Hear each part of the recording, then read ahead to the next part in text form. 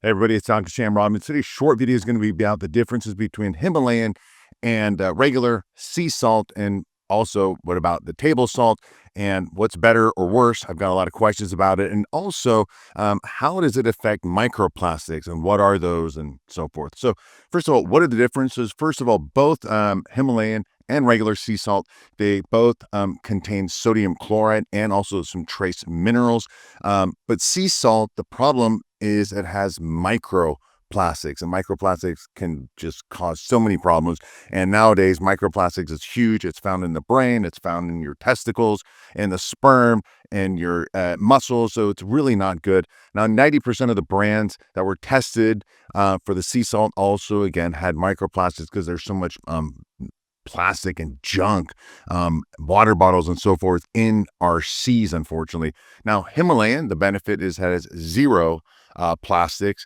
Why? Mainly because the deposits are found or taken from the ancient sea created, way before us humans screwed things up. Now, if you do want to take sea salt, there's nothing wrong with it, but make sure it's from Celtic or Celtic sea salt from France. That's the best kind. It's grayish color, where Himalayan is a little bit pink. Celtic sea salt is also a little bit moist. So keep that in mind when you can't, it's harder to sprinkle it. I cook with that one, but Himalayan, you can always sprinkle it on food.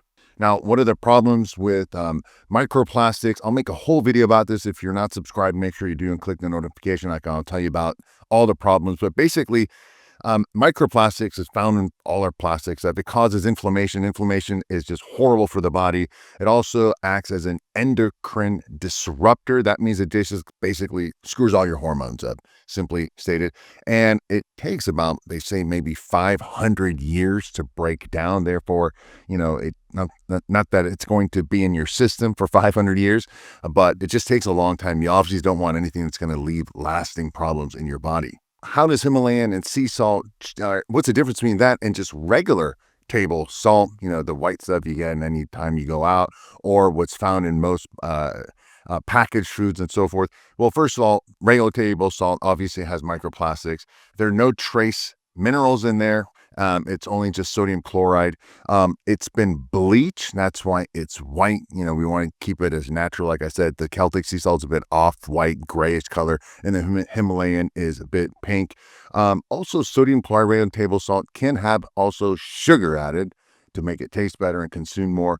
It also has anti-caking agents such as aluminum, which is a toxic to the brain. And aluminum has also been linked to Alzheimer's disease. That's why, for example, I use regular deodorant, not antiperspirant, because that has aluminum in it. And again, not good if you're concerned about Alzheimer's or brain health. The question is, why do we even need salt? First of all, the problem is if you're eating a lot of foods outside packaged on this, you're probably taking too much salt and the wrong kind. I'll tell you how to fix that in a minute. Not just if you're going to eat it, go ahead. But sodium, remember, your body is made up of salt water. The planet is made of mostly salt water. So one of the benefits of sodium, other than electrolytes and all that balance and muscles and brain, and it needs salt for electricity, is that it also makes hydrochloric acid for your stomach to digest foods. It's really good for your adrenal support. For example, stress hormones and cortisol. That's why I always tell people in the morning, have some salt in addition to some other minerals, because it helps reduce some of that early morning adrenal cortisol and gives your body, like, kind of wakes you up because you're dehydrated. So make that salt with water in the morning. Salt is also very important for your immune system. Also, most people don't know that salt can also affect your insulin levels and insulin resistance if you're lacking salt. Obviously, salt is very important for hydration, and especially if you're working out. If you sweat a lot, most people can be dehydrated. Also, for us bodybuilders or people who work out, salt is needed to get that awesome pump, and it gives you energy, and just really, it's good for your nervous system. You get that deep contraction. Most people, again, don't have enough right amount of the salt, so they don't get good workouts. They don't have the longevity, especially, again, if you're working out and sweating a lot. How much salt do you need? This differs from every person. Again, this is not taking into account all the sodium you might be consuming if you're eating out, packaged foods and so forth, but about 1 to maybe teaspoons, that's a lot, daily, And again, this depends on your activity or how much you naturally sweat, and also how much water you consume. The more water, the more salt. Um, the more salt you ingest, also the more potassium to balance it out. Sometimes people say, hey, what about all the sodium is going to increase my blood pressure? It's not true. Studies have shown it doesn't increase blood pressure. What happens is that the sodium without water, remember, your body is made up of salt water, not just salt. So salt plus carbohydrates and no water, you're going to start retaining a lot of fluids. So you want water, you want sodium to help absorb the water, and also some potassium. Sometimes they say maybe it's a 4-to-1 ratio, 5-to-1 ratio, meaning, for example, you have 800 milligrams of sodium, you do about 200 milligrams of potassium, or maybe 1,000 sodium, 250 potassium.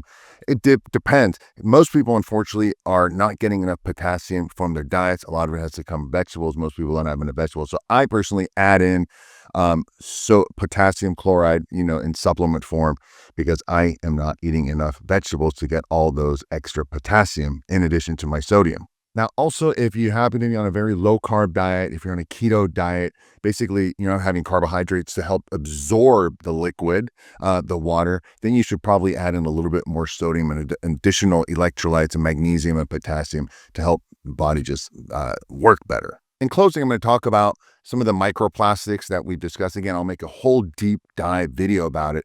But again, as it relates to just this, the whole point with the topic today about sodium.